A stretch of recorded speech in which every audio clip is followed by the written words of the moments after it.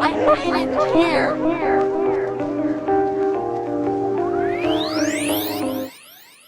I would love to go to like Dubai and Spain and all these other You places, but the way the world Dubai, is now, Dubai, you I just don't want to see know. what them. You just want to see what them princes be doing in them hoes.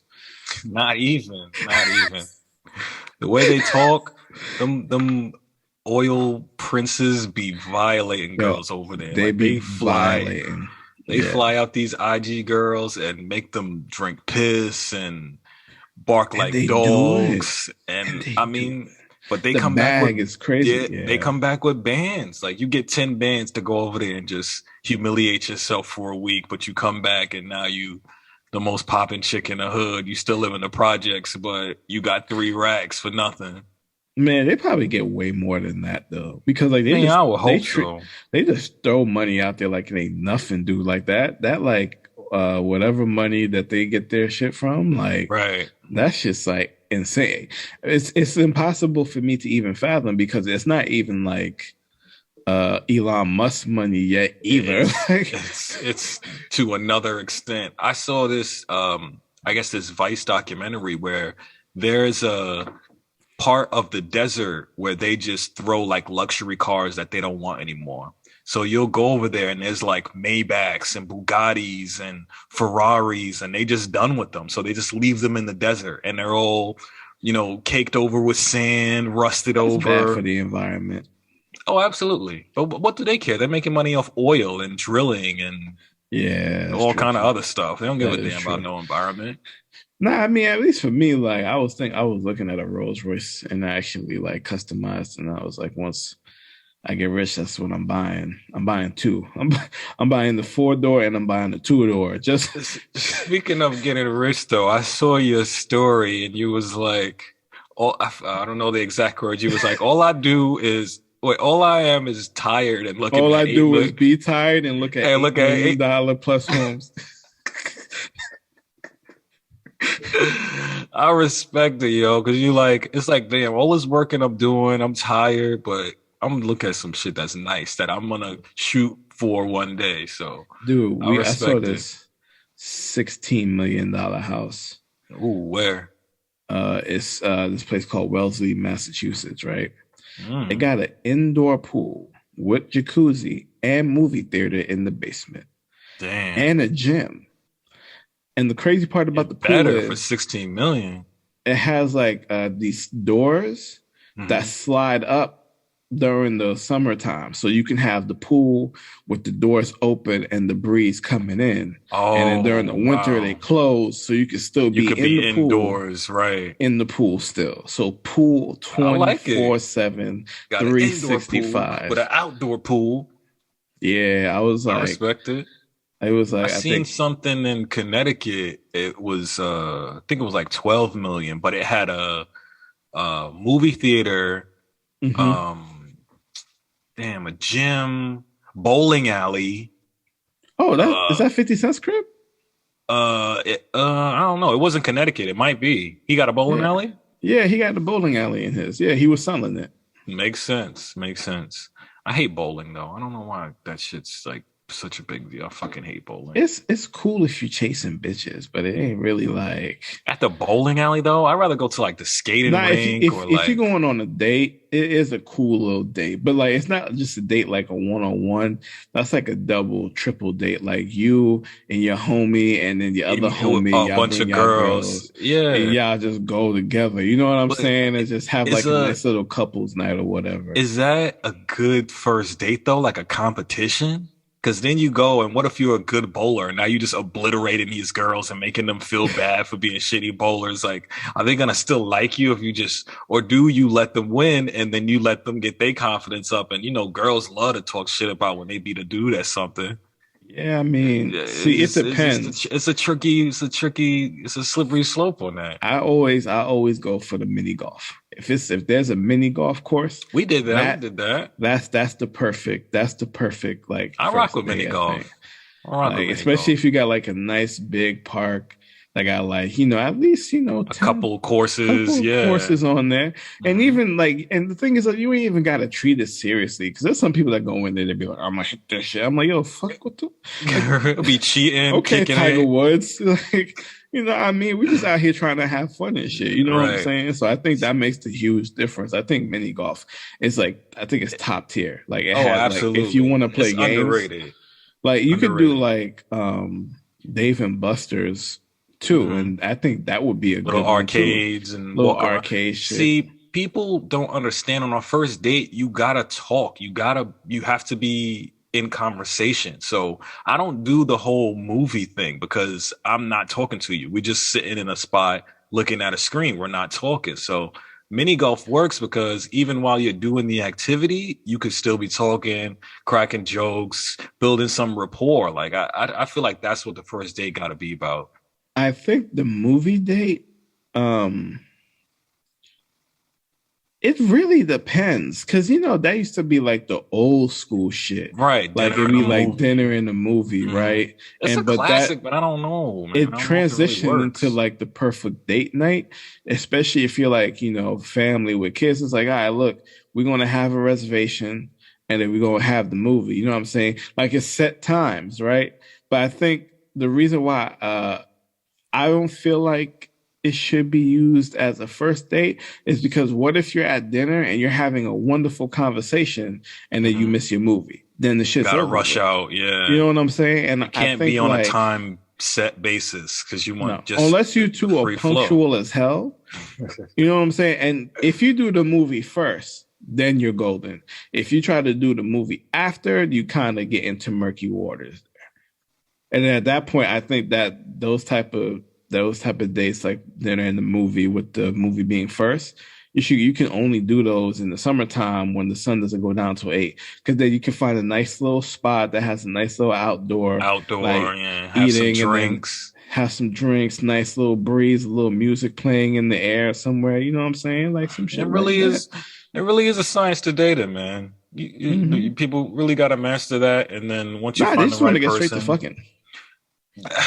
that's part of it too. I mean, you want to build up enough rapport that maybe at the end of this night you could get lucky, but it's Nah, all I was tricky. It's all I was tricky. listening to the academics at Brittany Rayner interview, and like I understand what she said at this point. I still think she's a piece of shit. But like I like she was like, like a lot of times, like people, mainly dudes, want to have sex on the first date because it's like, I don't know if I'm going to see you after this, depending on my Yeah. lifestyle. Like, I got Mhm. to know if this physical is there. Because if this is there and it's worth it, okay, then I can invest it. I'm like, I think it's ass backwards, but I also Yeah, understand it too. that's a Because if cheap people, justification to like, if just people say, going to I don't sit there, know. exactly, like, if, cause at the same time, too, let's say, like, the girl ghosts you. I smashed. We're done. That's it. You That's know what I it. mean? That's it. Like if she ghosts you because like, oh, he ain't have this, yeah, but he smashed. So what's the point? Like it doesn't matter anymore. There's There's no no desire past that. If I don't even like you, and then we get to that physical thing straight off rip, I still may not like you. So where do we go from here now that we've done the physical part? There's no communication. There's no connection. So that's just it. Now it's just and that's the key thing. I don't fucking like you. that goes a long way. When you like somebody, they may not be your type or what you're used to, but if you like them, you would start to find things about them that you can enjoy or that make you want to stick around or, just something that you can hang on to build a foundation off of. But Because that's beautiful that you said that. Because like if you like them, you will find all the things that's mm-hmm, good about them, and all mm-hmm. the things that's bad about them. You'll assess them and be like, okay, is this a red flag? Or it's something Or is that's it just the way just they are, and that's right? something that's part of their personality Just that something you I want don't like. that you'll grow to like and love, because you can't really tell why people do certain things and how it's ingrained in them, because you have to be around them a long time. You know what I'm saying? So like, yeah, man, like, It but is what it is. But people just want to be fucking, dude. Like, it goes the other way too. When you don't like somebody, every fucking thing they do If you don't will fuck, it's make like you you pissed as fuck. your blood is boiling. Like, why she fucking chew like that? Like, why she walk like that? Why she gotta hold her spoon like that? It's just that anger will And like build up you over start time. eyeing all the other options in the restaurant and everything, and you're Right. just like, why are you even here? And then like the things are you gotta, and I don't. There comes like a thing where it's like, do you leave and be like, fuck this, or do you just Mhm. finish off the date? I think a lot of people have a lot of anxiety trying to figure Yeah. that out because you can like if you want to date and you already can tell that the energy's not there, Hmm. do you leave or do you continue? Oh, that's a tricky. I mean, it would have to depend on the reason why, but I've never bailed on a date before, so I can't say I would leave. I would just let my energy be felt. Like, you fucking annoy me. Like, I'm gonna sit here and eat with you, but you fucking annoying. Like, why are you so dumb? Like, what? You stink. Like, I would make my energy felt. I'm not just gonna bail out on you. Like, I don't know. Nah, But I've been on a couple of dates where like I've never bailed out, and but the mhm, thing is though, I don't think I've ever had a bad date anyway. So that's like it's good. just the shit just didn't work out. Like back then when I look, I was like, oh, these bitches, fuck these hoes, wasting my time and my money. But like when you really think about it, it's just like, you know what? Maybe something changed. Maybe I did something that, they just wasn't mature to discuss with me. I need to just be like, hey, Right. because if they told me, I'd be like, oh, my bad. That's not how. If you give somebody a chance to like explain themselves, a lot of things that you think is happening is not really a thing. And at the end of the day, that's on them bitches, not me. You know what I mean? I'm happy now. You know what I mean? I got me, what I mean? Shit. The Got me savage some good ass speaks. pussy, a fat ass, good pussy. Nigga, I'm good now, bro. Like, Hey, you ain't got to worry about dating no more, Mr. Family Guy. I'm glad, dude, because Black Peter Griffin over here. I'm glad, dude, because this shit is disgusting. It's scary out here. It's scary, but it is what it is. I Hate It Here podcast, episode 9. It's your boy Russ, It's your boy Kev. and we are back for another episode and another just straight up treacherous week. Man, I don't feel like it's a lot of stories, but the stories in themselves are so deep and just so much We're to on flush out. we're on two different sides of the spectrum. Okay. Um, we got some good shit, and we got some not some good shit. Some just a quote unquote demonic shit, as some people on the internet is putting it. Um, let's start with the not so good shit because I don't want to end on that bullshit. Mhm.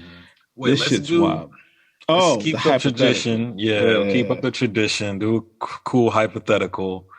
Got all these questions, so we'll just cut the cake with that. Pick a number. I'll let you know if we did it before. I feel like we're like a couple of 11. Did we do questions in 11 now. before? I don't think so. So let's see. Question 11 says, ooh, this is a good one. What cartoon world do you wish you could live in for a week? So what cartoon world do you want to live in to be a character in that world? And speaking of, I got this whole Nicktoons tee on right now. Once we get the visual popping, got Reptar from Rugrats, Nigel Thornberry, Hey Arnold, Rocco's Modern Life, Nicktoons is Real fire. Monsters. Well, these are the The classics too. 90s, Ren I and don't care. I Stimpy. don't care what any generation says. 1990 to like 1999, maybe 2001 Mhm. is the GOAT tier cartoons. I don't want to hear it It's just from quality, nobody. When pure you go quality from like across the board. Nickelodeon, Nigga said,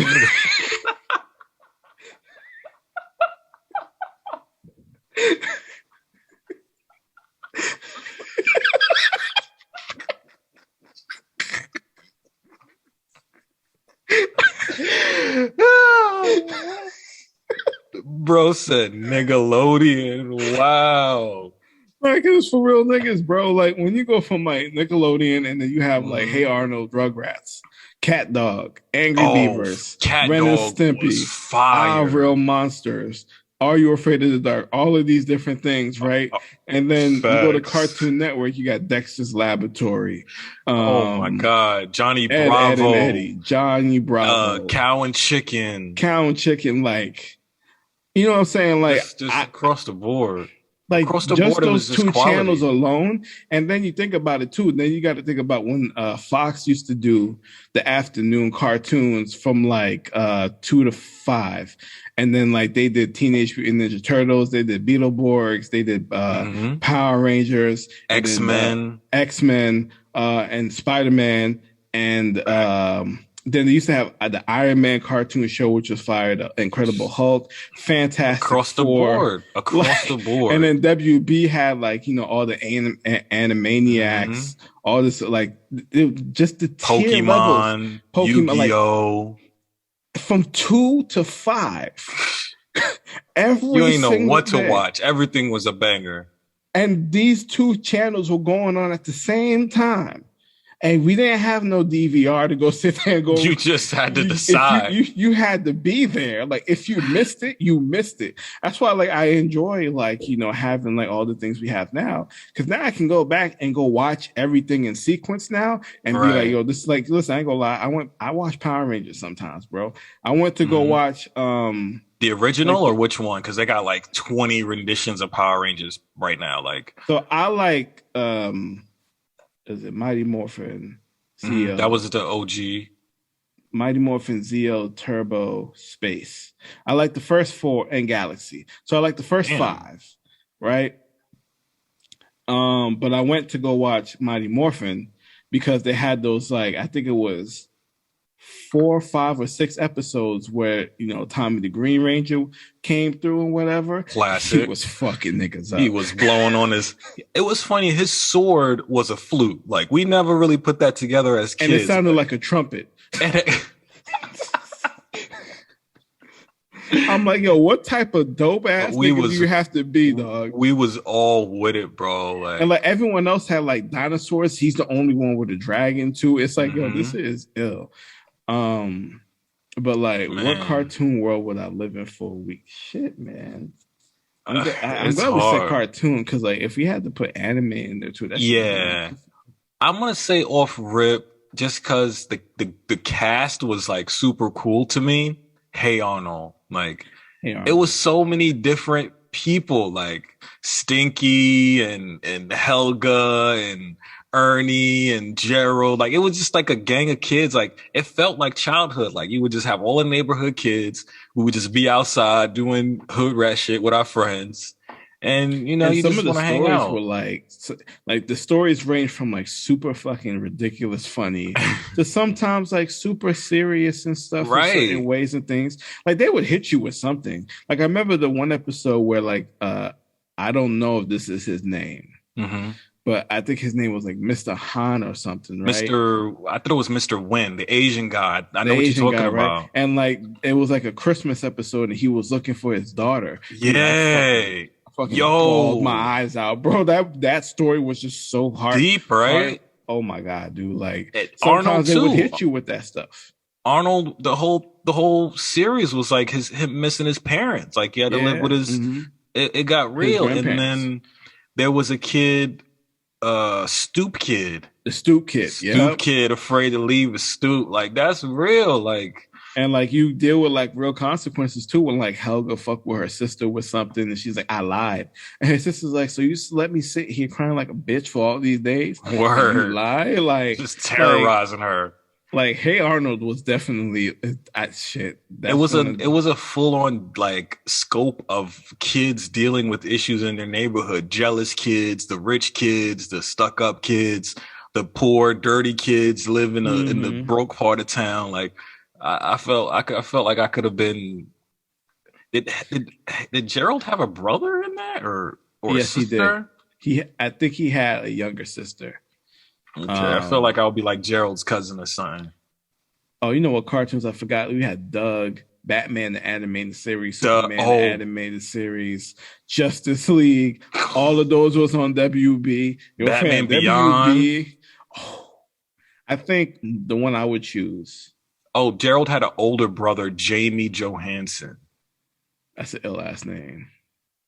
They were all the JJ. Johanssons. Yeah. And Timberly was his little sister. Just fire, bro. Just fire. We had black representation more back then than and it wasn't even because you had Susie Carmichael and Rugrats too. Facts. Wait a minute, is there really representation? No, we do. We have some now. There's a show, Craig of the Creek, which is like a black kid and he runs around the neighborhood, sort of in the same vein, but I feel like some it was representation. Just a lot more healthier back then than like what we expected it to be now. Because now, like every fucking they had the Proud Family. Oh, facts. That shit was complete fire. Yeah, like that shit was pure fire. Like, was it Kelly, y'all? And I think that was on Disney. So I wasn't really a Disney watcher that much. I like the shows and movies of Disney, not much the cartoons. Like I'm not gonna lie, I used to watch Lizzie McGuire. I used to watch Even Stevens. Yeah. I used to watch Phil of the Future. Yeah, I like the shows, not so much the cartoons. And the Disney movies was fire. Phantom of the Megaplex, Halloween Town. You see, that's the thing. I like the cartoon Disney movies. I don't care for like the other ones. I don't know. For me, cartoons was just everything in my life. It was a major part. I had Hercules on tape. I had Beauty and the Beast on tape. I had Sleeping Beauty on tape. I had Little Mermaid on tape. The VHS, the thick VHS, where you gotta like rewind them. Dude, when Bugs Life came out in the theaters, I had that shit on bootleg. I had the Rugrats movie on bootleg. Like it was lit, bro. Like I was out here just my dad come home. He's like, I got something for you. I was like, what? Oh man, RP to my dad. Even you remember? Me up. Oh man, because he used to buy me all the bootlegs, dude. He didn't care. I had the Rugrats movie. Everybody was like, yo, and for back then it was pretty clear. It's like, how did you get this? I was like, I don't know. Everybody come over your crib to watch it. We're not gonna talk about in a Rugrats movie how Tommy tried to kill his little brother though. Hey, they was beefing for real though. We almost had baby on baby murder like in a cartoon.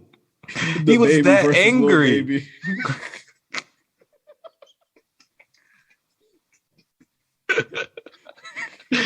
He was that angry at having a little brother. He almost tried to kill him, and then he finally got his conscience. Was like, you cool. I'm gonna let you live. He was about to pour banana pudding on this homeboy, son. Banana baby food. I was like, yo, that's some savage shit to be doing. This is getting dark for a child. I don't know.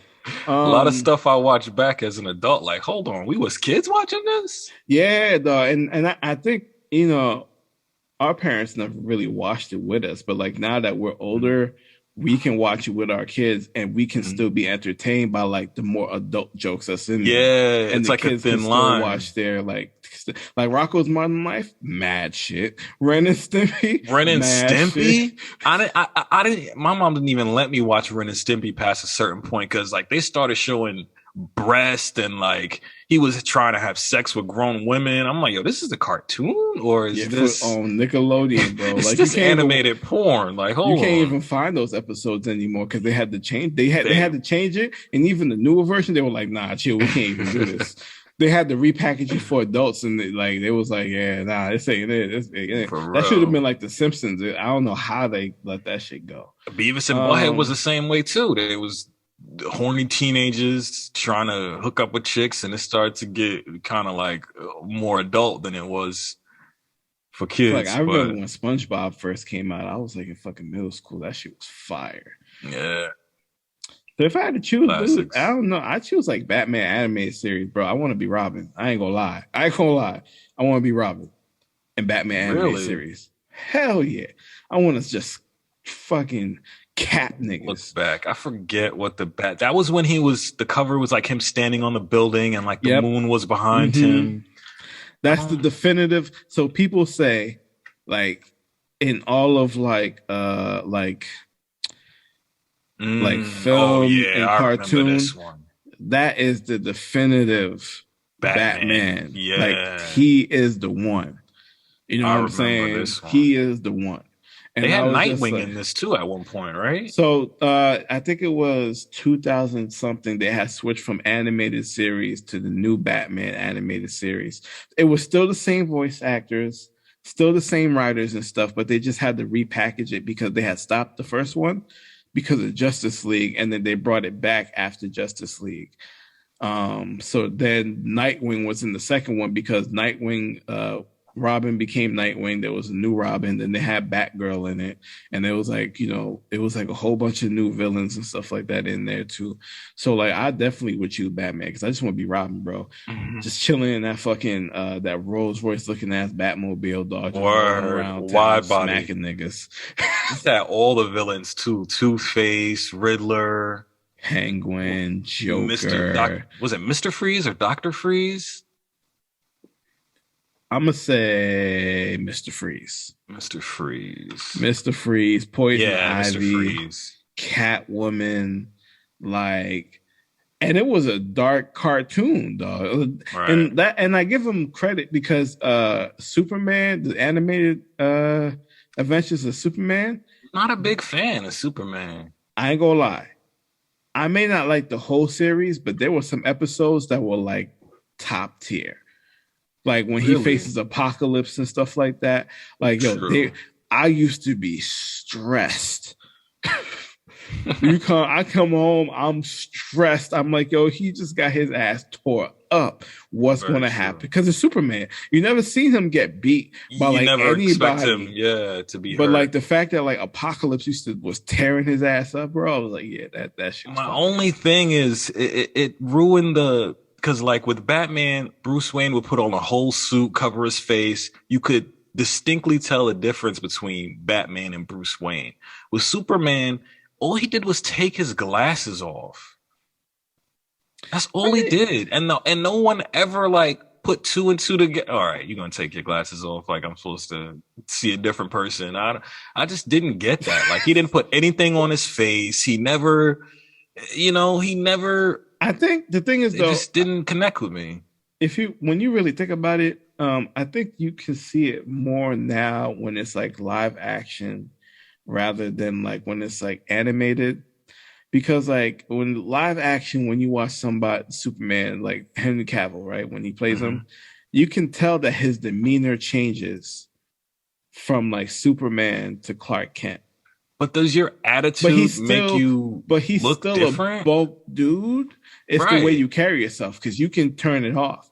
Like because like it's like when you lose that confidence to act like a dweeb, like your shoulders are different. You know what I'm saying? Like True, you're true. walking Your different, posture. you're talking different, your posture's different. So like Right. when people see those like body languages, it makes you look like a different person rather than, oh no, I'm Superman. My chest is up You here. standing up My tall. chin's up here. Your Like, chest is I'll out. fuck you up any day of the week type shit. You know what I'm saying? Like, I get it. it's I didn't different, but you connect get to as see much. that more with live action rather than animated because it like you got to keep them drawn the same. Like, Right. That's dope. nah, So, but definitely yeah. Batman animated series. Batman, for you, I would go Hey Arnold. I just want to be a kid in the hood, live my real life in a cartoon. Maybe But even Batman Beyond because that shit's fire. that was dope. They had this scene where he went to the club and they still use that gif today of like how everyone was dancing And in the the colors club. are changing. Yeah. Nah, every single time I think about that show, that's the scene that comes up because that shit's fire. And here's the cool fact about it, right? I believe they drew all of the Batman animated series and Batman Beyond on black paper. Really? So that made it have a different look than they did if they draw everything else on white paper. Right, because when they draw on white, they have to outline everything in black to make it like solid figures. Because when you look at it, like all of the shadows and stuff, they work. Like it's seamless. I'm looking at it now. You're right. Everything is like colorized and like Like the edges let's are sharper. Like everything is mad dope. Like it's dope as fuck. let me pause for a second. Let's pause this for a second. I think something is going on. 1 second. Yeah.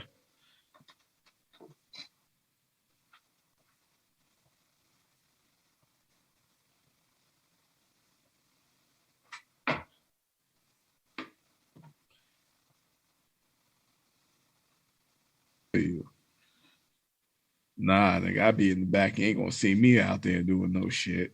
At all. But all right, let's get into the chaos. What do you want to start with? We got good news and we got bad news, man. Man, let's just start with this. So I think we have like two topics tonight that is going to need very, very long-winded discussions.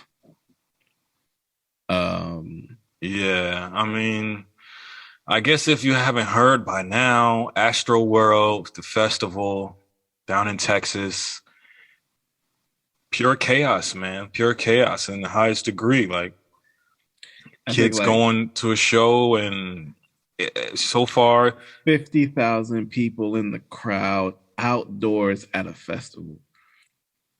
so far they're saying 8 confirmed deaths, Mm-hmm.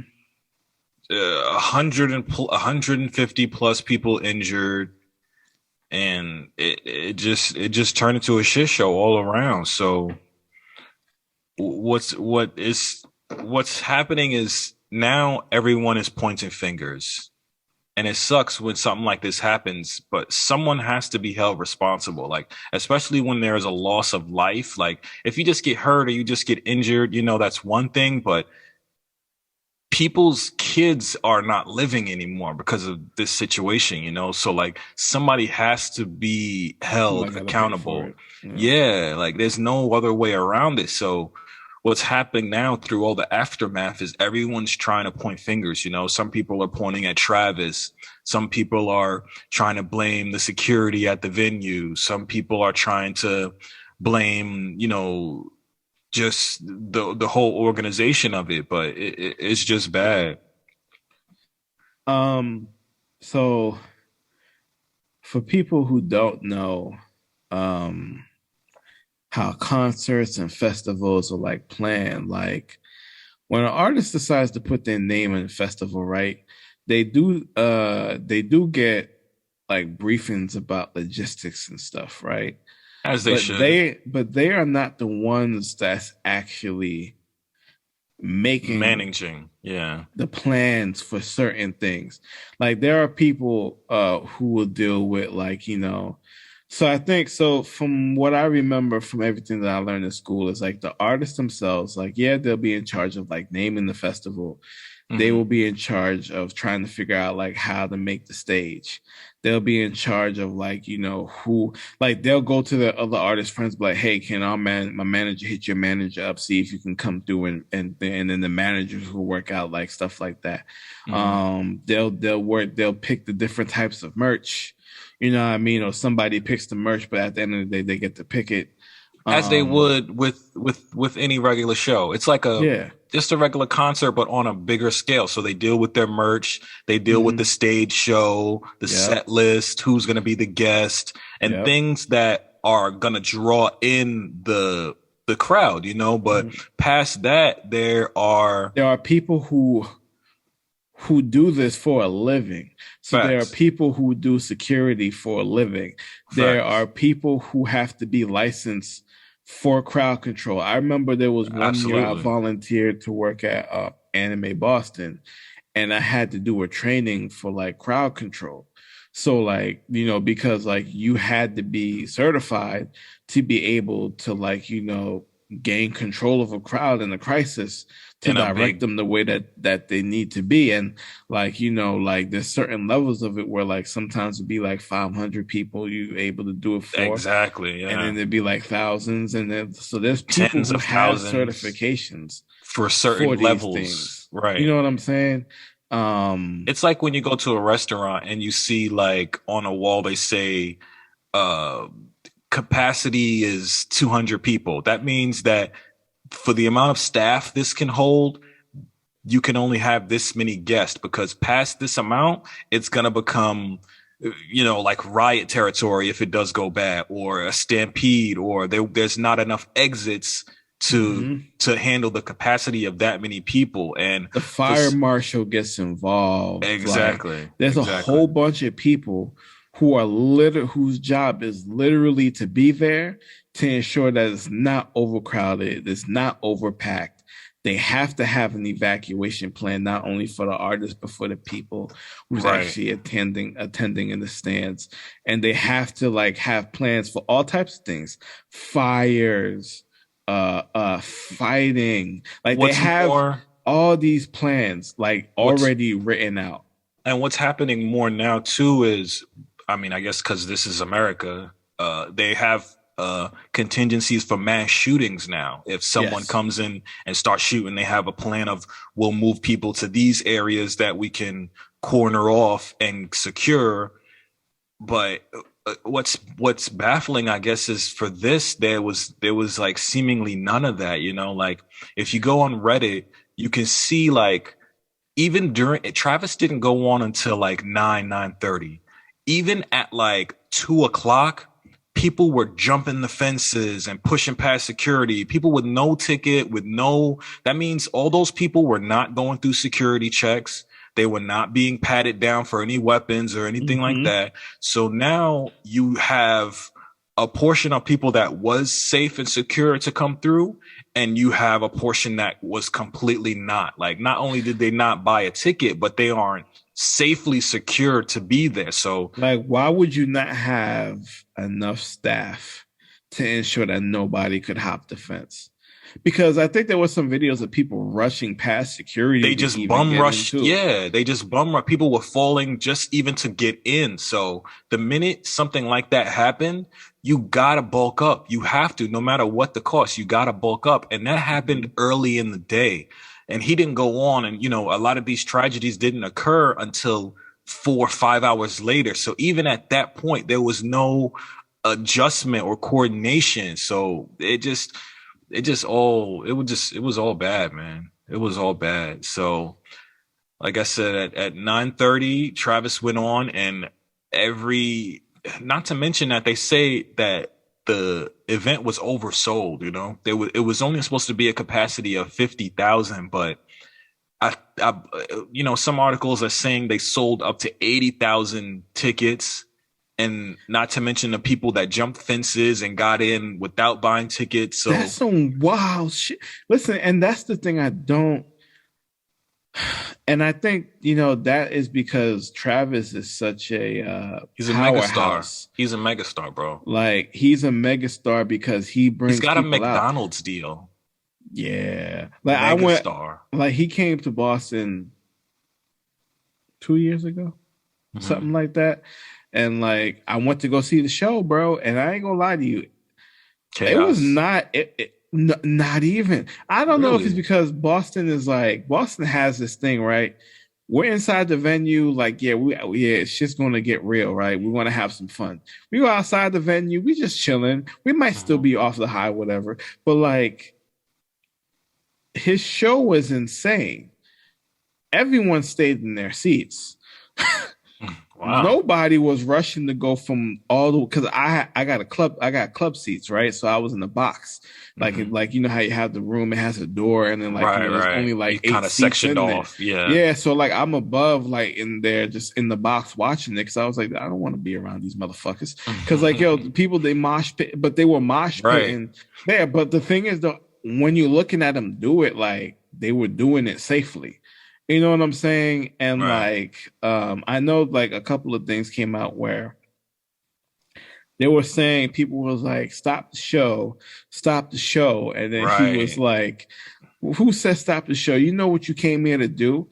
And I feel like people have been misconstruing that. Right. It's a lot of taking things out of context. Now looking back at what happened, they take those moments out of context. There was a scene where he was on this big platform in the sky, and he was looking down, and he was pointing out things, and they're trying to say that he was pointing at people who were passed out and dying, but we don't know that for sure. He could be pointing at people who were hyped, and Jay-Z does that all the time just to make people feel like they're connecting with him at that moment. And that's the thing too, because like, with my background, I also understand that when that artist is on stage, unless it's happening right in front of him, he won't know. Right. Like, it's a sea of people. Sometimes you will see certain things happening and you will be able to call it out. That's cool. But like, to actually sit here and be like, oh, he saw people dying and he just let it go. I think that's a stretch. It's I don't like, think dude, anyone who watched someone lose their life and just was like, all right, and next song. I don't think that's the case. And I'm not caping for Travis either, but I don't think in that moment because he has a history. And this is something that has to be discussed. Right. Because like, even though like, yes, he may not have had true knowledge, but at the same time too, you have fostered this type of behavior at this environment. Shows. Yeah. You know what I mean? Like, you already was, indicted for certain shit before. Right. You had 2 court cases. Inciting riots. You were on probation before. Like, and like your whole shtick is like, you Raging. are the rager. You know what I'm saying? Yeah. And you're moshing. But like, you have a responsibility to like, even before the show, be like, yo, it's going to be way more people than I've ever had at a show. Yeah. You know what I'm saying? So it's like less, even though we are going to like get hype or whatever, because he makes, listen, I'm going to still listen to Travis Scott music because that shit just goes. Right? I'm a huge fan. That's why this hurts, bro. Like, this hurts because this is going to be a hard hit for him to take and deal with. Like, people lost their life. Multiple people lost their lives. They're saying the youngest life was a 10-year-old who had his ribs and stuff crushed. Like, how does an artist get past that, But and the sad part is, I don't know, man. I went to see Travis Scott. I think, like, besides, I saw Kanye once in my life too. Like, those 2 concerts are definitely my top 2 concerts of all time. Nice. Well, those 2 and the Jameson concert, because I fuck with Jameson heavy. But those 2 were both at TD Garden. And like, how the crowds get when it's like an arena and shit. But like, when people are sitting here like saying like, I'm like, we were hyped, but like, it wasn't to this extent. And I think this is going to make people think about festivals, which maybe not so, because they had one in Chicago. Was it Lollapalooza? And like, when you look outside at the crowd, it was nuts. But nothing like this happened. Right. This has just been a buildup for him per se, because like you said, he had a history of things like this happening. Like, there was a show that he had where he told the fans like, yeah, jump the barriers, jump the gates. Like, yeah. So he encourages this activity, and this is part of his, I guess, his shtick as an artist, but this was coming back to bite him in the ass. That's what I'm saying. It was a big buildup. And this is the worst kind of eruption of the buildup after having multiple lives lost, like not just 1 or 2 people. Like, this is almost like a mass casualty kind of an event right now, and someone's gonna be blamed for this. Someone needs to take responsibility. And the sad part is, like, we can't blame him all of it. It's also on Live Nation. You should have had way more boots on the ground. The venue. You should have had way more security on this. The beginning of the day. You should have never oversold the whole event in the first place. That's that cash grab. When you got a megastar and people will pay, it's kind of hard not to give people what they want, But they also have a history too of having injuries at their shows. That's the other thing too. So it's not just Travis having a history of like, getting his crowds to a certain point where they do certain stupid shit, but it's also Live Nation also having failures and and make sure people were safe in so many different situations. And it just goes to show, like, for that dollar, like, I mean, I'm not going to say Travis did it for the money, because this is for me personally, how I experience his concerts and how I experience his music. He's just making hype music just to make a connection, with his fans, and I appreciate that. But at the same time, too, like you have to take care of, be responsible with your shit.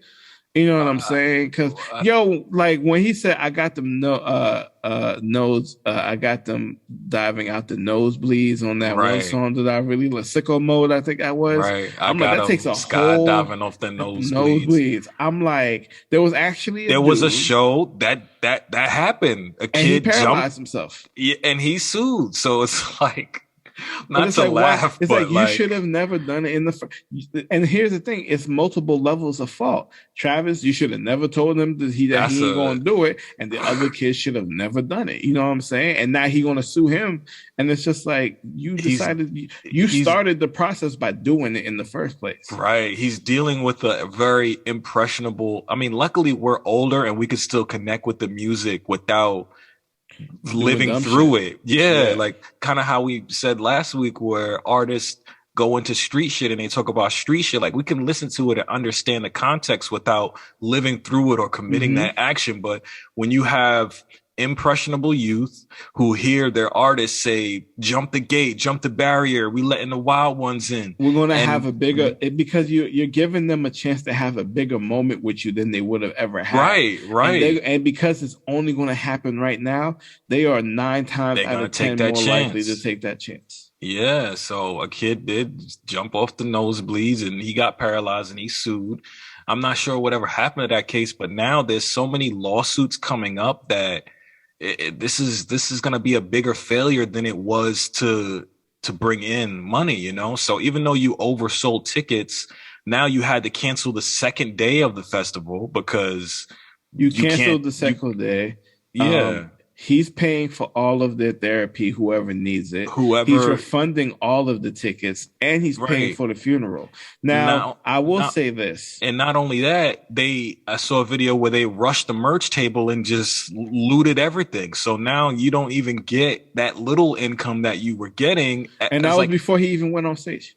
It's all destroyed now just because you wanted to do a little extra, and then the partner of Live Nation and your stigma, it just ruined it all, man. Ruined it all. And like with him, like refunding all of the tickets and like paying for the therapy, and like people are still saying it's not enough. And here's the thing.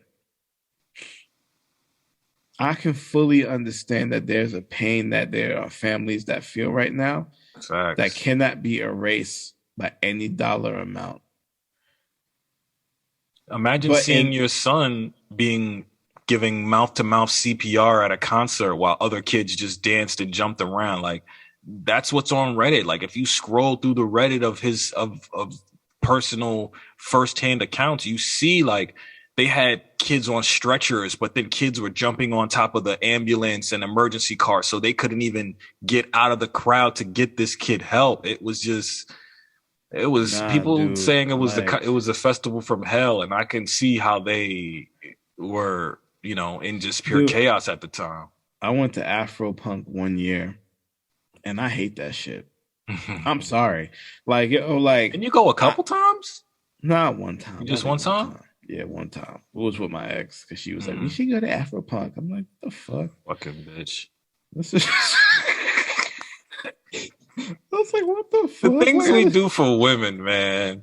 Like, dude, obviously, I got some pussy out of it, but like, it doesn't matter anyway. The same pussy you would have got at home if you would have just took it a fucking Red Lobster, fam. And that's the thing too, because it's like, yo, like. I am an indoors person. I'm not going outside for shit.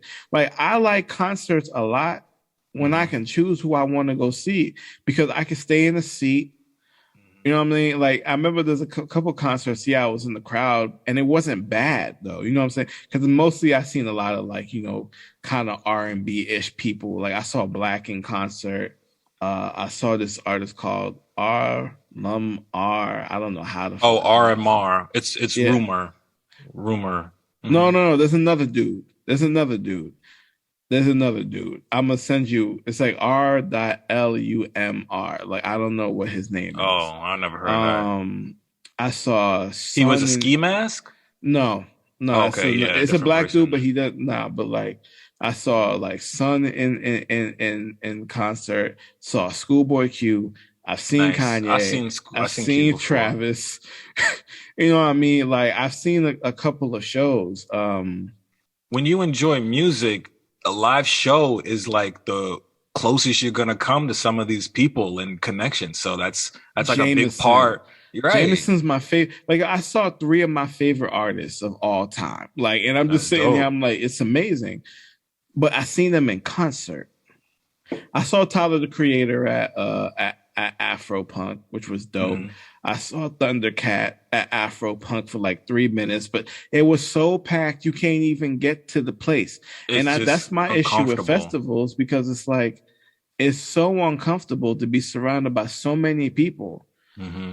and be able to have to walk through all these people and shit. To see a people. Speaking of, and this is why this story like really kind of hits home for me. Like in 2019, Mm-hmm. I went to the Roots picnic in Philadelphia. Uh, I don't know what the name of the location is called, but it was literally just a big park on a hill. Mm-hmm. A lot of acts was, just anyone, a lot of artists were there. I don't want to go down the whole roster, but at one point, I was at the top of the hill, and the main stage was at the bottom of the hill. Mm-hmm. Oh, I was actually seeing the Joe Budden podcast. It was the top of the hill was like for podcasts and like little Mm-hmm. interviews, and the bottom of the hill was the main stage where people would gather and see the big acts. So Mm-hmm. I'm on the top of the hill, and I'm going down the hill because they say, "Oh, 21 Savage is coming up next." I'm like, "Okay, I'll go see 21. That'd be cool." You know, when they announced 21 Savage was going to be on stage, so many people congested at the bottom of that hill. You couldn't, from the top of the hill, you couldn't see the ground. It just looked like you ever see a bunch of ants on a, Yes. like walk, you don't even, it just looks like waves. You don't even see where the solid ground was. And what happened was, and you can Google this, there was people pressed up against the stage so much that part of the stage buckled and one of like the pipes just like snapped. Mm-hmm. And when people heard that huge snap, that huge pow of the pipe snapping, people thought it was a gunshot. People thought it was something dangerous going on, so they just started running. And like I'm on top of the hill, bro. I've never. I feel like I got a little PTSD from this. I'm not gonna lie. Like watching like 10,000 people run in a direction is fucking scary. Yeah. It's so scary, bro. Like I'm getting goosebumps now just talking about it. Like, Yeah, that's why I hate festivals. Like me, I don't like being crowded. I don't like tight spaces. I don't like being surrounded by a lot of people. It's And just like festivals hit all of the fears that all like of make that. me feel. Yeah, all of I feel that. you. And like I was with my girl at the time, and I it's hard to even talk about again, but like just to see that many people running, and like later on I seen this girl and her whole arm was like shredded, bro. Like she fell and she was like crawling because people were stepping on the back of her head, and like it was a mess. It was a mess. And man, like I'm don't trying not to care, get bro. choked up, but it's so scary. Like that many people in a contained space is not, it's just not humanly safe, bro. It's not humanly safe. And No. after hearing this story and how hearing people like literally lose their life, I just felt like so thankful because I was going down there to see. I would have been in that. Yeah. I would have been in that. And luckily no one lost their life, but Nah, that will traumatize you. And I think it's not only on Travis because it is his festival. It's on Live Nation, but it's also on the other attendees. It's like It's on people, right? You really were so selfish for your moment to enjoy something that you couldn't help somebody else when they were in need. Imagine if everyone had just stopped and was Right. like, "Yo, we are all going to stop." Not let's one, just all but calm down let's for a just get second. people like calm. Let's get people who need help out of here. Then we can continue the show.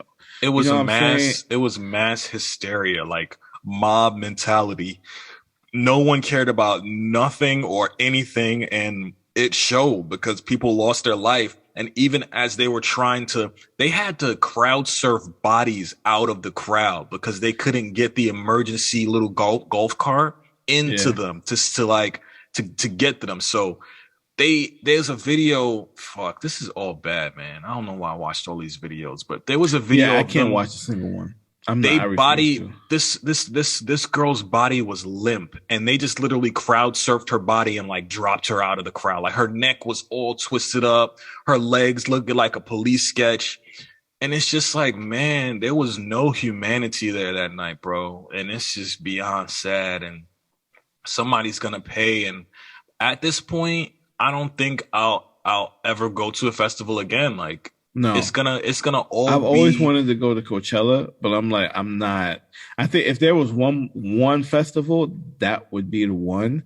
But even now, I ain't gonna lie to you, bro. Like, it's I don't a even want to wrap. go to concerts It's because, a like, wrap. you get you get like mad shit. Like, there's mad concerts in Florida that niggas was shooting at and shit like that. That It's too. like, That and too. it's the worst part is rap shows. I know. I said that I was having this conversation. Is like I don't know if I'll ever see another rap show again. Like, luckily now I don't listen to as much rap. Like, Yeah, it doesn't what I matter would to do me as now, much. right? I'm not. I don't have that Like missing if out Kendrick feeling. go on tour, I'ma go. If Kanye No, go on tour again and he come to Boston, I'ma go. But like other than that though, I'm listen, going I missed to. 2 concerts already this year that I wanted to go to. Emotional Oranges came in October and so did Jameson. And I was like, oh, this is some bullshit. But Those Snow I would do. Allegra is coming in March. I'm in that bitch. What's gonna happen now is it's just gonna be R&B and it's gonna be small venues, bro. Yes. Small venues to where if something for any reason does happen, I can grab whoever I'm with and we can make And it to the walk door. out. Yeah. Like, I want, we're gonna I have to want consider venues with all of seats that now. now. I want Right. venues with seats now. I don't want venues Facts. with the open space. 'Cause Standing I'm like, room only. nah, I'm not doing You that. getting No. pushed and Mm-mm. people blowing smoke on the back of your neck the whole night. Like, Yeah, nope. I need something with seats. You On sit top- your ass down. You can Right. get up when they start the music. You know what right I'm when saying? your But, song like, come on, you get up and do your 2-step in your seat, and then you sit and your then you ass sit the ass down. down. That's Like, that's I what it's don't- gonna be for me, man. I Because I can't. don't ever want to feel like that again. I don't ever want to feel like my life is on the line just because I wanted to enjoy something, Dude. with people, bro. Like, And that's the thing, because like even with like stadium shows, because like I said, I went to TD, right? And there's a lot of smaller venues that I went to. Like I went to Brighton Music Hall out over here. I went to the Sinclair. I went to Middle East upstairs and downstairs. And like the few rap shows I've been through, like they've been cool. But like when you go to TD and you're trying to leave. oh yeah, that too, Parking lot, it's chaos. Bro, just Chaos going on the way down out. going down the stairs in the arena with all these people, my head would just be fucking throbbing, dude. Because I'm just like, yo, there's so many people here. But like when I'm at a smaller venue, you can just chill and wait. You could be in and out. You just sit in your seat for extra It's 5 like minutes. leaving a restaurant. Like, Right, you know what I'm saying? right. Like leaving a It's- restaurant. A lot And of I it. think those shows are better. Now, those tickets are going to be more expensive because here's the thing: less people can be in there, but They it's a charge more you intimate more. experience. Mhm. Like I saw 070 Shake last year and Shout at out to Brighton Shake. Music Hall, and like it was an open space, but like probably only like I don't know, maybe 500, 600, maybe even 1,000 people in there, or less, or way less. But it was a beautiful thing. Same thing when I seen Jameson at the same venue. When I seen Song like all those years ago, I think it was at the Sinclair, and that show was fire. I seen Travis Scott was at TD, but he commands TD. Kanye commands TD. I saw Right. Celine These are Dion megastars, too. you know. She commands So TD. Celine Dion. Oh yeah, man, yeah. But that's what I mean. Like, I'm really gonna be off the rap shows because not only are just Yo, rap I'm already shows, afraid of niggas shooting. right, and not only are they just dangerous off rip, it's just the shows be lazy sometimes. Like rappers, I hate when they rap over the MP3 of their song. Yeah. So it's just like we're all just here to listen to the song with you. You're not performing, So Yeah. it's a lot, and my heart goes out to anybody and everybody that was there or know anybody there, because I didn't deal with anything of that magnitude, but just knowing how I felt in that moment when I didn't know what was going on and chaos was going on around me, bro. It's just, it'll fuck with these kids for a long time, man. And the one thing I'm going to say is, like, as a professional in my field, for those who work in like the live sound, if they kill festivals, this is like a whole lot of people is going to lose their jobs. Facts. So like this one event here, like the magnitude of what happened here is going to change everything. Right? Because it's the same thing like when Ariana Grande had that concert and the dude started shooting in the concert. Like that changed a whole lot of stuff about how they do concerts and stuff. You know what I'm saying? So like, but this right here, the impact is going to hit so many different sectors all at once that like I truly believe that any festival is going to be, first of all, scaled down tremendously. Absolutely. And they're just going to start moving them to indoor arenas. I mean, that's what they should have done in a while, because like they should have had it like a summer jam format. Summer jam is a horrible example, because summer jam every year there's always fighting, sexual assault. Like, New York niggas just don't know how to act. But I understand what you're saying. It should be like a Comic-Con, to where it's like an indoor area. Yep. This section of the area is for merch, and you could take pictures with the artists. This side is for a smaller stage. Mm-hmm. I think Complex Con just did this. Like, they get a warehouse. Mm-hmm. Like, the parking lot will be for, games and pictures and stuff, whatever you want to do, but it's still a contained area. Because you can keep people moving, and they won't be in one area at once. Like, they can just move around, right? And like, even if you're going to have artists perform, only certain people is going to sit there and watch every single artist. Exactly. Like, they're going to move around to go do different things and whatnot. And as long as you get the schedule right, you're perfectly fine. Like, you can have a flow of people. They're going to start moving some of these festivals indoors, which will be cool, because then, like, you can't have people brushing the gates, jumping the fences. But then you get better security, obviously. But then COVID. How is that going to, like, is it only going to be for vaccinated people? Or are you going to need to show a test? Like the fact that we had a whole Astroworld thing, and like people was chest to chest. There was COVID was thriving there. Like, I don't even want to make a joke about it, but being that many people compacted in the area, and some people were not vaccinated or tested and no mask, some people left there with COVID. Like, and what's also worse about this is that there was only one stage. Yeah. There was only one stage. So if you want to see an act, though that was annoying at Afropunk. But if you have multiple stages, you can split the crowd. At least not have all of them over there.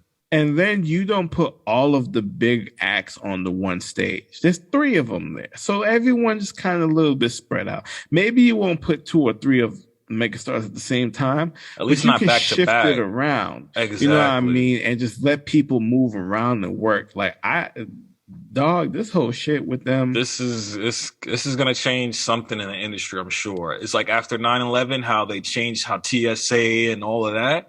This is gonna be that. A shit ton of shit. This is gonna be that, man. But let's move on. Let's. I mean, needless to say, I hate it here, and I feel for anybody who was there. So we're going to keep it this week. We don't really have a lot of news, because these are the 2 biggest things this week, and they all, at least in our world, and they both are good. Good music. So Kanye West finally went on Drink Champs last week. Everybody make some noise. And like, Wait, he I'm was like, not "Yo, gonna. can you not hit that air horn? I don't really like that. Stop hitting the air And horn." But I yeah. ain't even gonna lie to y'all. Like, for a while, I was having my little issues with Kanye, Oh, we all were. I mean, but like, after slavery was a choice, it was kind of hard that to. shit was wild. That's some wild shit to say. But this is what I realize now. Like Kanye needs a long form to speak. Like he's not a soundbite person. He's not No, a just answer this and move on person. He you needs can't to. expect 15 minutes with him and expect you to understand Yeah, anything. he needs to get. He starts with like a weird, obscure idea, and then he like flushes it all the way through, and then you get to the point you're like, okay, I understand that part. Like where you started was crazy, but I understand that part. Like, cause like cause he does that to grab your attention at first. Right. And then he starts giving you all of the pieces that you need to see the full picture. Mhm. Um, I think I like the fact that he did Drink Champs and not like I know he did Joe Rogan. I didn't watch that interview. I didn't get Uh, this like one felt more of the culture. Like this was a rapper talking to another rapper about mm-hmm. all the facets of their superstardom right now, where they're at, where they They see have a good themselves. relationship too. So like he Facts. was able to ask him anything that he kind of wanted. And And he like did. shout out to Nori because I don't he The whole asked Drink a Champs, good Revolt, a DJ good EFN. EFN, like he asked good questions, and then EFN did an amazing job. You know, make Yeah. like when Kanye was having issues trying to articulate a few things, he picked up right on it, and Yeah. he kept it going for him. Like when they would like bust out laughing, and then he'd be like, Right. "Where were we?" And then like EFN would come up, EFN "You were knew what here." was going on. You know Yeah. what I'm saying? Trying to And keep him on track because they understood like once Kanye goes, like he's just gonna he's go. gone. Yeah, he's gone. And again, I give EFN credit too. Is Nori like? There's a lot of hype and excitement with Nori. He'll ask a question, there'll be jokes and laugh. But EFN is like, I feel like he wants to get the real answer out of you sometimes. Like I've seen a lot of interviews where it's like, okay, what do you mean by that? Or like, you're saying this, but could it not be this? Like they're a great team. They're a great team. Nah, they're a great team. Shout out to those guys because I think this was by far my favorite one. Like until they get Hove on there, like I think the only people who could kind of like Hove was on Clubhouse this week too. Yeah, he been Talking doing some about shit because of that movie that came The out. Harder They Fall. That's a whole nother topic, but that movie is fire. I gotta watch it. That movie if they get Hove, they get Kendrick. I mean, you got you can't only go but up. They'll get Drake at some point, I'm sure. Like I think Ye Hove, will open the door for Kendrick, this major talk. Drake, Cole. I think I don't really care to hear from him because he's just going to be on that boring ass shit that he be doing. You just want some savage shit. You just want somebody to come in there and be like, this motherfucker is this and that motherfucker is that. I want somebody that's going to give me a compelling thing to listen to because he's mad relaxed. He's mad chill. He's mad to himself. He doesn't really like doing interviews. I don't know what he's going to say different in a Drink Champs interview that he hasn't said already. True. I feel like you can get a lot more out of Kendrick because we don't hear from him at all. Right. Same thing with Drake. I think we can get way more with Nori asking them the questions, and especially with Hove. Like I think we can get a shit ton of things because like he already had Beanie Siegel on there, you had Kanye on there, you had Petey Crack on there, you had Memphis Bleak on there, you had all of these dudes who was part of your whole dynasty and all these years past to have the main dude on, and you had Dame I think at one point or multiple times. Right. So if you have Hove on there now, fam, oh yeah, we about to get some shit. It's big because they both during the Kanye same... interview. Was it Biggs that was there? Yeah, Biggs was there. He was right there, and that's Hove's right hand man. So you can put the word in right there. So it's bound to happen. And it's crazy because Nori has a relationship with Hove, like. Nori was almost technically signed to The Rock or whatever. To The Rock, yeah. I know Nori is from Queens, but like they all were in the same vicinity as like regular niggas. You know, to see all of them now come up and be this community of rappers is like they have not only like a personal relationship from back then, but then also a working relationship and stuff. And I think that's what makes this so much crazier. You know what I mean? Because I do like $1 million worth of game With the with game. Gilly, Yeah. with Gilly the Them King two dudes and entertaining. and Wallow, the 267. entertaining. You know, I love them dudes too, but they don't have the same type of relationship with some of these people that I feel like Nori does. You know what I'm saying? He does it. He's done an amazing job, dude. It's An been amazing incredible. job. It's He been had incredible. Diddy on there. He had 50 on there. like It's been incredible. That's another. I mean, they he talk need to about get Joe Banks. He need to get Yayo on there. Banks. I wanna Don't hear- even come out the house, bro. Like, Yo, that's but gonna be a yo, for stretch. Nori, I think he do it though. People talk both- about. they Queens niggas, bro. Queens niggas will bring the Queens niggas out. I feel like I'll respect it if you do. I mean, again, it's, after having Kanye, the only way to go is up. You know, like anybody is gonna want to be on this platform now because they have major eyes. But what I was gonna say was, damn, I just lost it. I don't know. I just lost it. I was gonna say something, but it'll come back to me. But let's get to some of these points because you went the fuck in on these notes, bro. My guy Kev got 37 points about this interview. That shit. We already an hour in. Let's start knocking some of these out. Get to this shit. So where you want to start?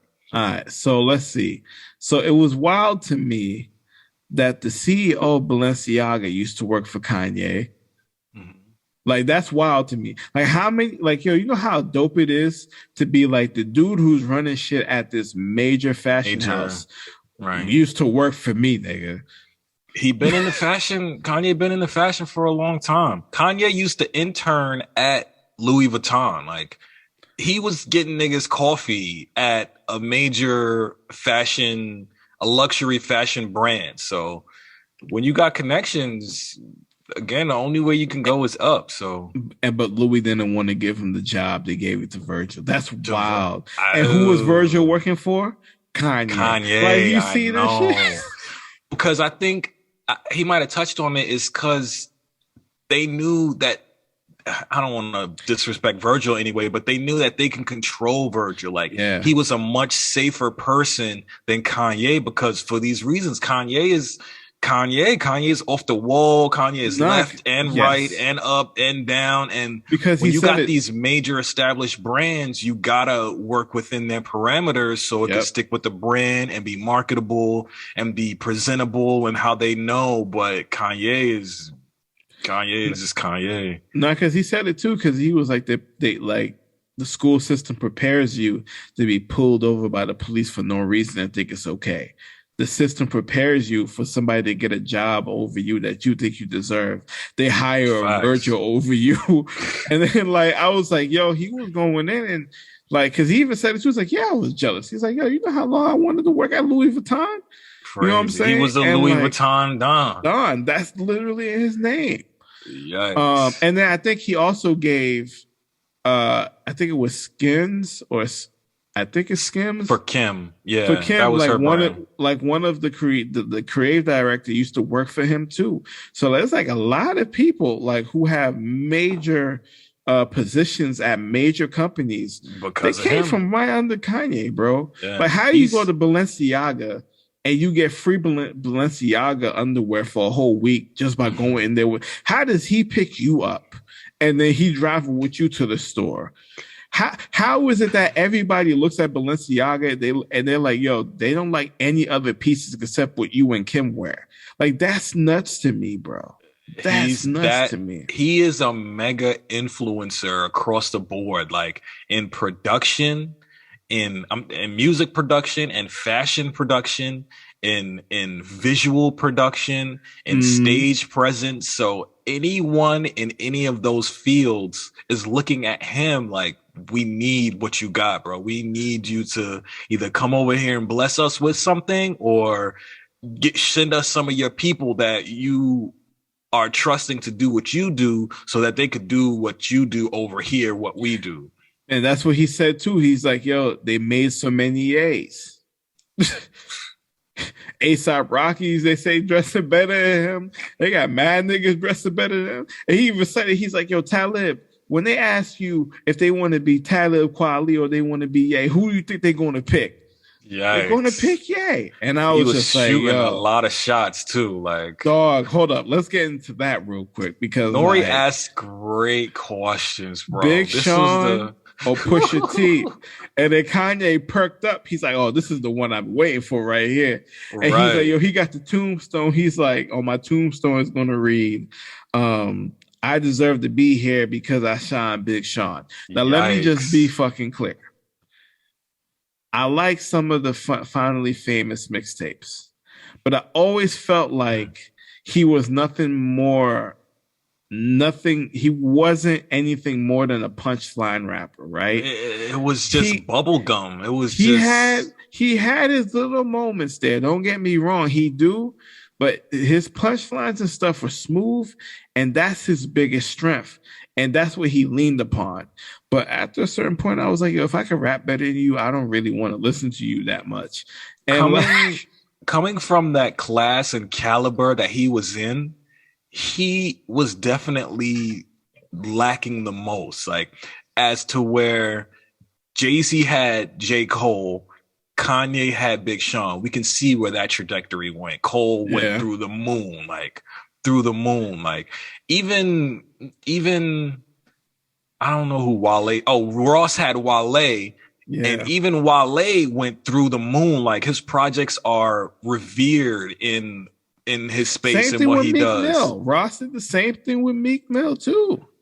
And then Meek when you look at Dre, Dre did it with M. Then he did. Then they did it with 50. You know what I mean? Like, there's like, when you are that guy, you always looking to find the next person who you can prototype and probably give them the attributes that you didn't use for yourself, but have it in them and let them take those like Jay had Kanye. Right. Memphis Bleak should have been the next dude to blow up after him, but they were too similar, too much of the same shit.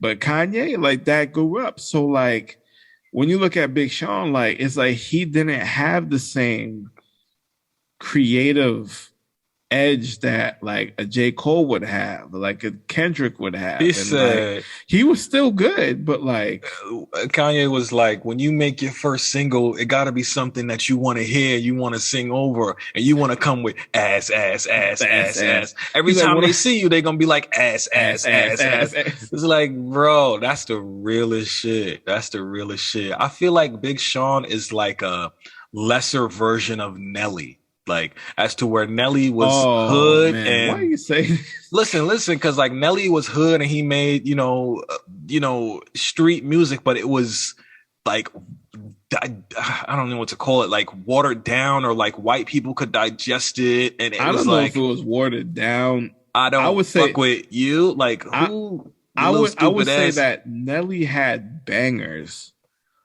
It was like party rap. It was just still melodic. I think Nelly helped pave the way for people like Drake too, because he relied on a lot of melodies, and I think people forget about Nelly a lot. Because like Nelly, like when you think about EI, when you think about if you want to come and take a ride with me, like high in here, like all of these things, like there's these melodies that he's using in these songs, like. He paved the way for somebody like Drake to do what he did. That's facts. Same thing with Ja Rule too. Like, they paved the way. His voice sucks, but yo, I want to hear him on these tracks that he made. Singing Cookie Monster. Yeah, but like, there's melody. I think Nelly. People should give Nelly way more credit for like. Cause I mean, they just did at the BET Awards. Nelly walked so that Drake could run. Yeah. If it wasn't for Nelly and Kanye, like Drake would not be able to find a formula that worked.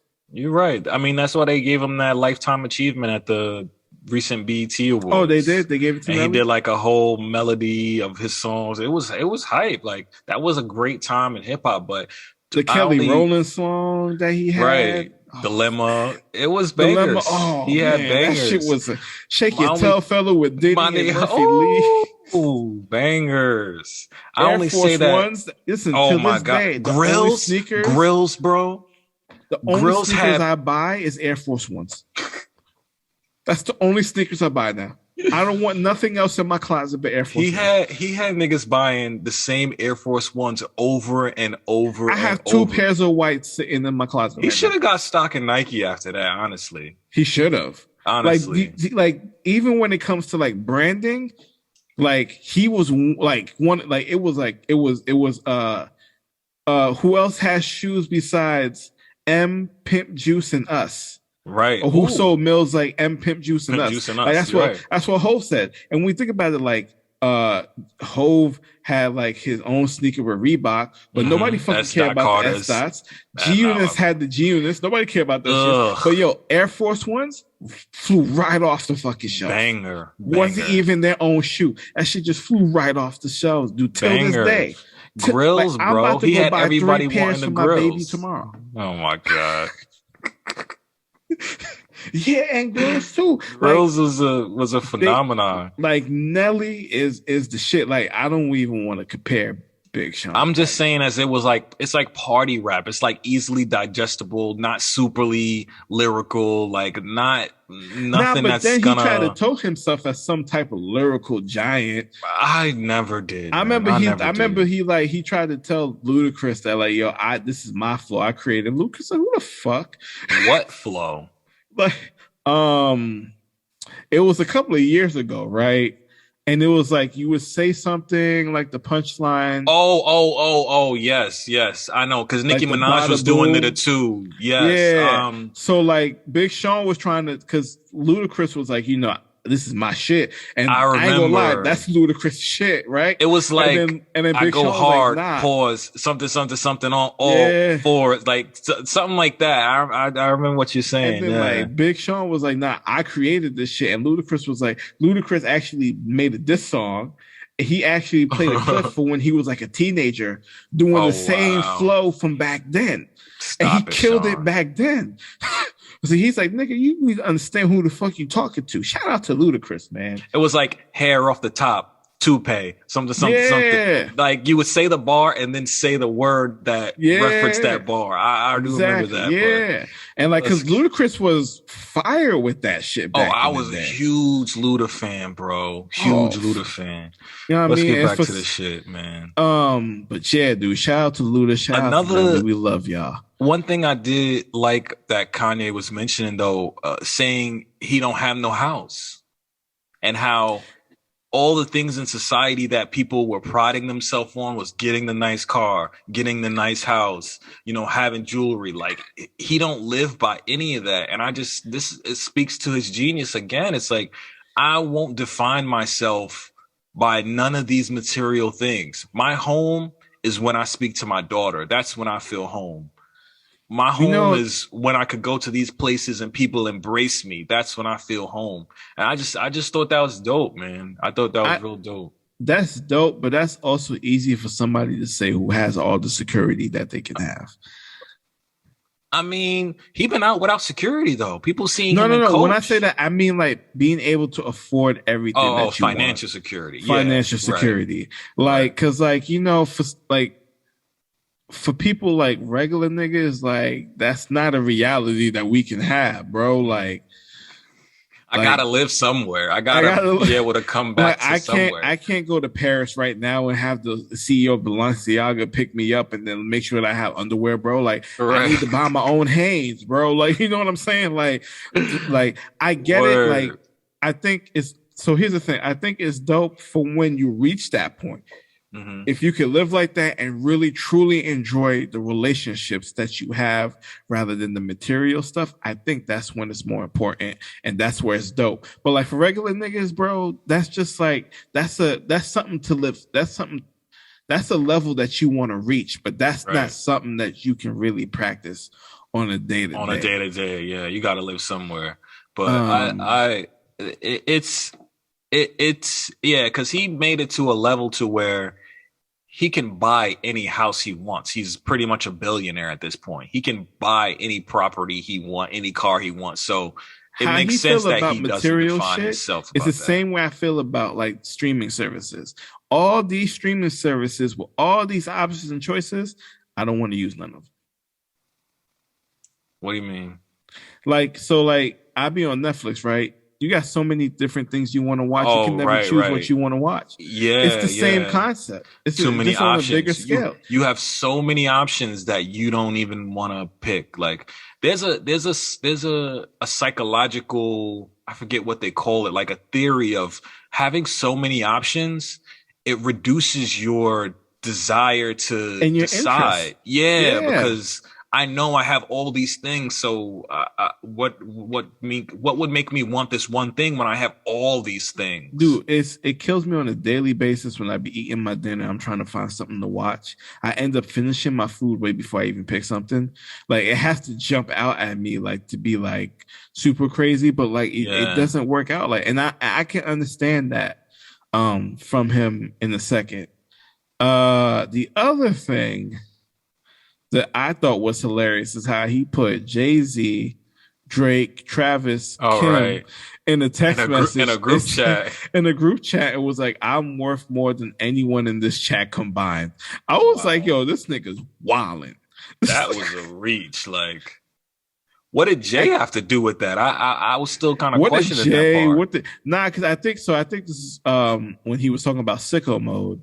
Right, and he was like Travis was on the song, and then like he allowed Jay that was shit originally to go. on the song. Jay was originally on the song, and he was like, "Oh, I didn't know." And the thing is, though, Jay even told him, "Was like, I didn't know that y'all was having issues. Like, I didn't know that he was going to say." Because I think he said something like, "I put you on the Gildan," and you know what that really means. Like, you know, put you on a T-shirt, I get you killed. Like that shit's wild. He had a whole lot of funny quotes. He told Lauryn Hill, "I am the leader," and she was like, "You are a leader." Right. His barber name is Edward Nigga Hands. Yo, he smoked weed. He said, "This is my Joe Rogan moment." He hit the weed. You could tell he don't smoke. The way he was smoking it was like how someone would eat like a candy cane or something. Like it was just awkward.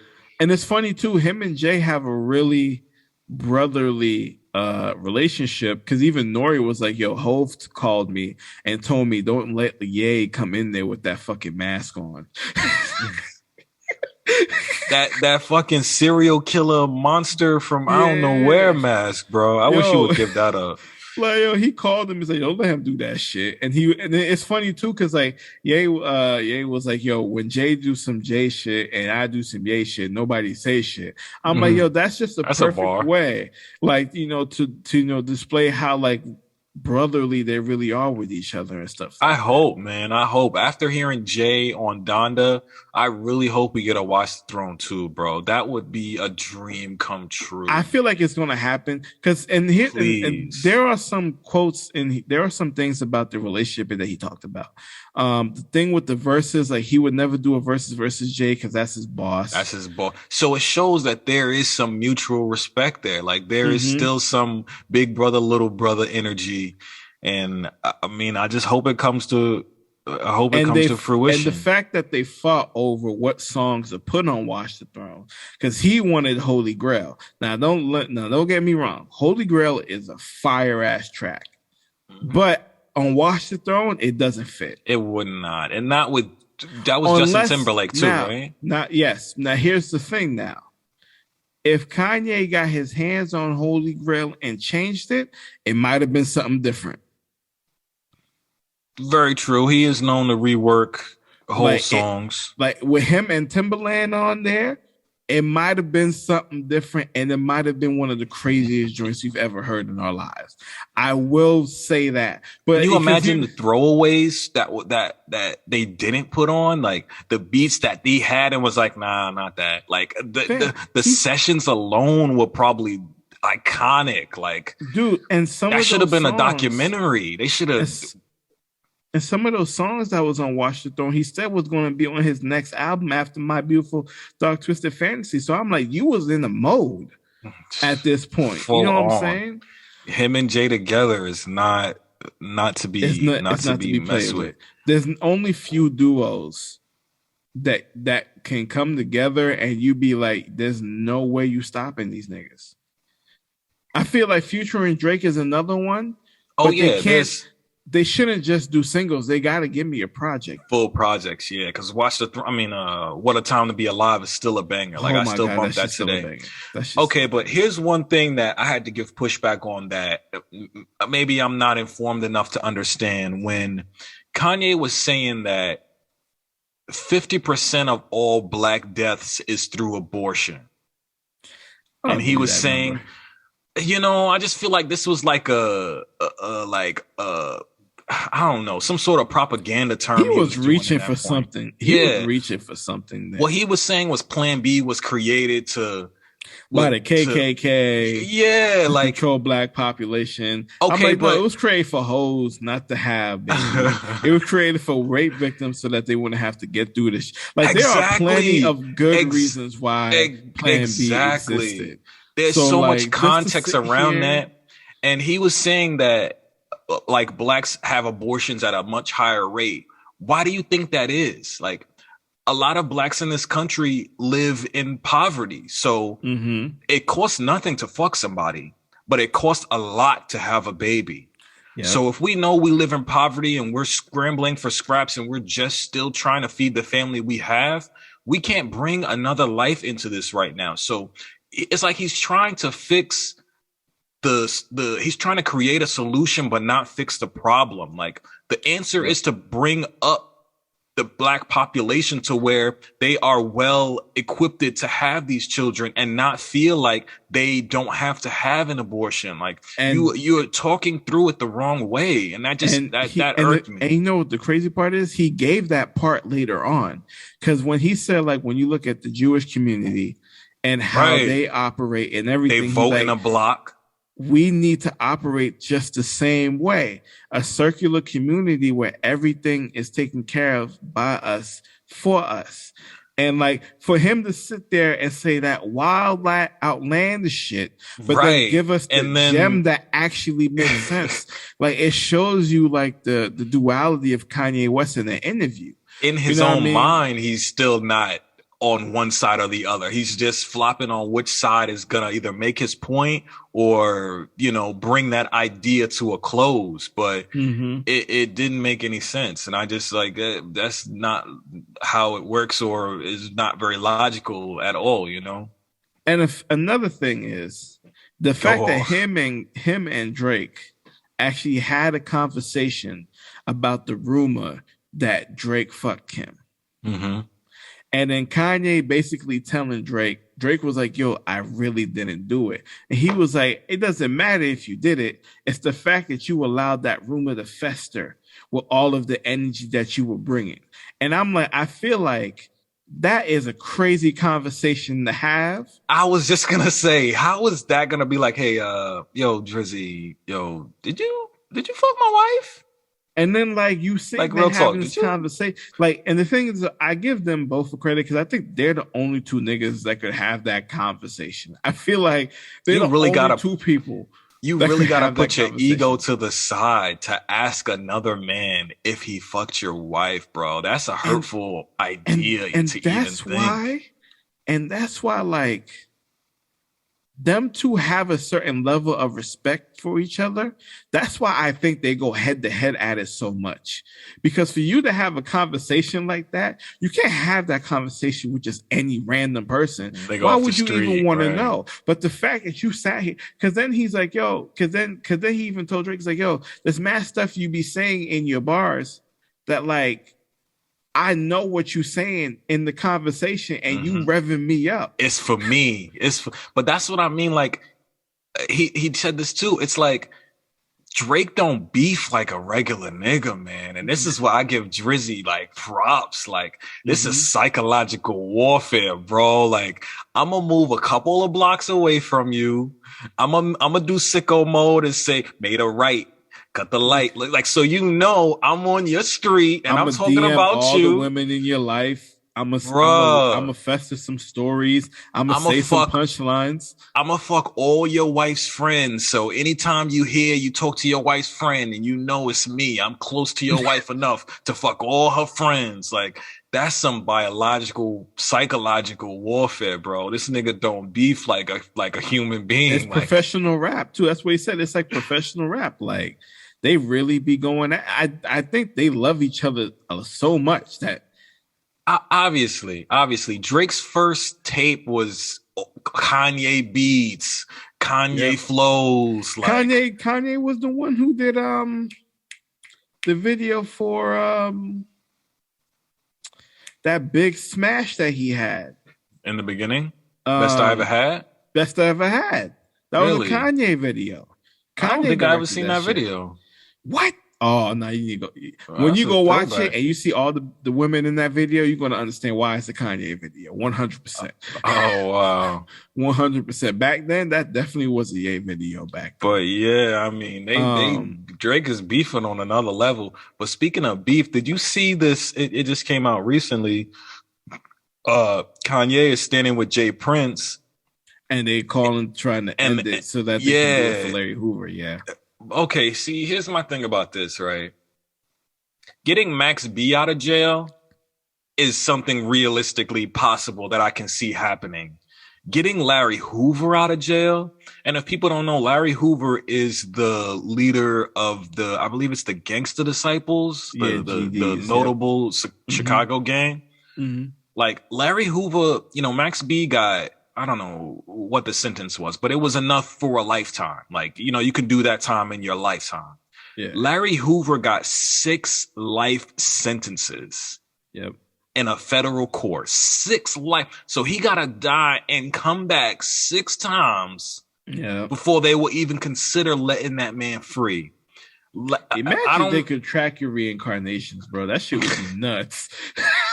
Your soul is reborn, and then like, nah, you. As soon as you come out the womb, it's like, nah, you in here, bro. Like, we gonna feed you your formula right in here, bro. I feel like this is it's not a real thing. It's just something that Kanye can hold to keep that political shit going. Yeah, to be loved by the GDs maybe, or he from Chicago, bro, so he knows niggas. He knows niggas, right? He has an affinity to have a connection with these niggas, because he even said it too. The same thing when like he was dealing with this one dude who was doing mash in the hood, and they used to call him K-Rock.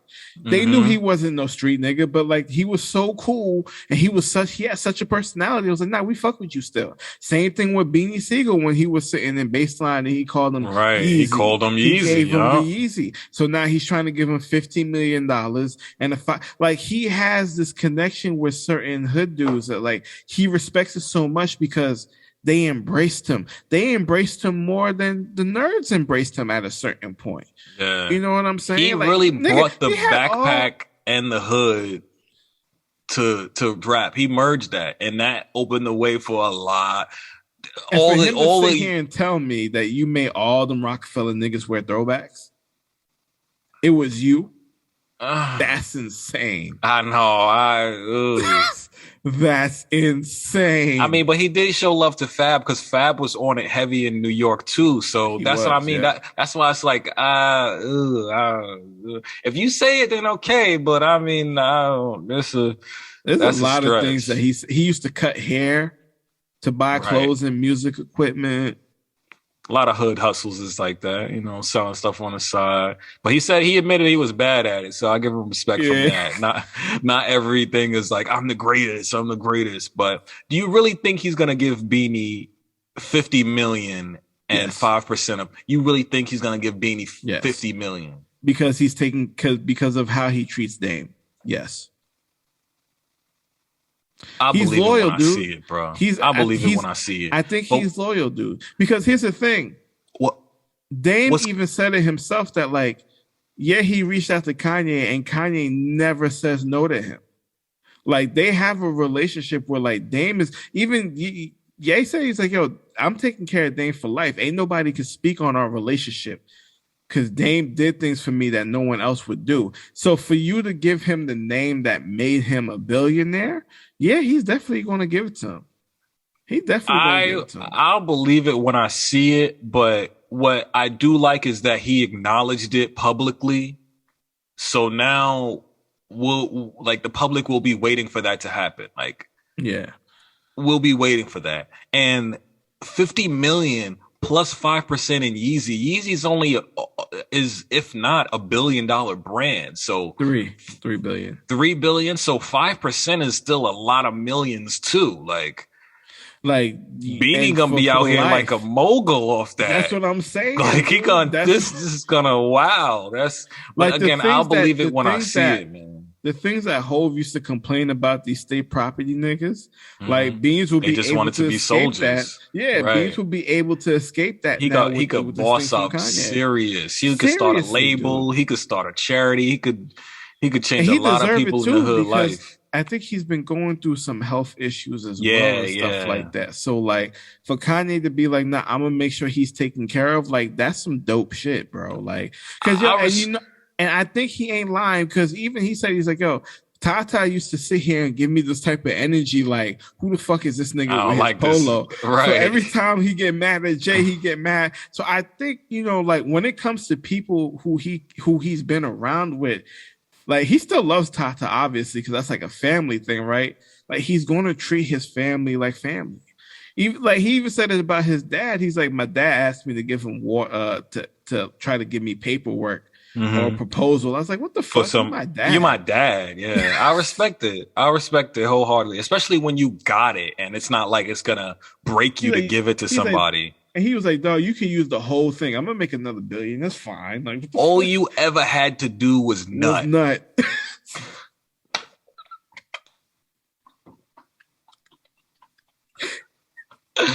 All you had to do was just bust that nut and I am him. So that's some wild shit to say. Like it was so much in this interview, man. And last thing I wanted to touch on, just because we're probably gonna hit 2 hours here soon, but when Nori was doing like picking one or the other, so he picked Cudi over Travis because he said Travis was just ASAP Rocky and me and Kanye. I forget, there was so many more. Timberland over Pharrell. But he's Ghostface Kill over Raekwon. Wait, but he said he picked Timberland over Pharrell because he's from Virginia, but they're both from Virginia. So I'm just like, all right, he didn't really have, and I don't understand how he could pick Pharrell because Pharrell was pretty much in Rockefeller too with Jay and all of them bangers. Well, so was Timberland too. Was Timberland he like Pharrell? Timberland gave Jay a shit ton of bangers too. He gave a lot of people bangers over there. He gave a lot of people. They both did. Now, when you think about it, here's the one thing I didn't like. The one thing I didn't like when it came to that producer shit. When he said that Just Blaze copied right shit for the blue. I don't listen. First of all, me and Just Blaze got the same birthday. Shout out to Just Blaze. I love that Capricorn in the building. That's my birthday twin. I will always have love for that nigga because there's certain songs that he has produced that really has made an impact on my life. Right? Just Blaze with Cameron with Dipset was a legacy, bro. Come on, New York up. For you to sit here and talk about like this nigga copied, I'm not believing that. Jay responded to that too. Monster. Yeah, he's like, yo, it's unfair for you to make that assessment. You can't say he copied you. There was a certain assignment we had to do, and you guys both did the assignment. He knew the assignment. Right. He knew. It was another, I think it was Bink.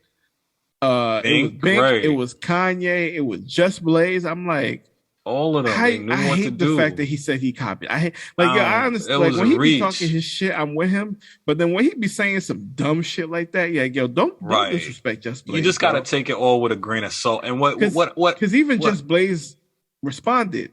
He Right. was like that. I never got that energy from him. This nigga was hitting me up for He was just, Donda, but I couldn't get anything yeah. on the last like. And the fact that Just Blaze still made the effort to even give you something for your album, for you to sit here in this interview and say It's that fucked shit, up. it's It's fucked fucked up. up. It's Yeah, fucked he up. ain't got. And just don't bother nobody. You never hear him out He's doing fucking artists chilling, bro. dirty. He be over in Japan DJing shows. Like he don't bother nobody. That was so unwarranted. That was below the And belt. what made it so more illogical is that if he copied you and then still went on to have an incredible career, Who's then winning? obviously he's You both talented. Obviously he's of this caliber. Like if he copied you and then he never had a banger again, or he struggled the whole rest, is like, oh man, yeah, you could tell he copied you because he could never do it again. Two rap crews off his production alone. What we do? Are you kidding me? Are you kidding me? Even though what we do is wrong, Are you we still kidding hustle me? when the sun come up. Yo, Before when the sun go down. It's a cold winter. Yo, Y'all niggas better better bundle up. up. No, it's not fair. It's not fair. That was so unwarranted. Like that whole like era of music for like 5 years when it was Rockefeller, bro.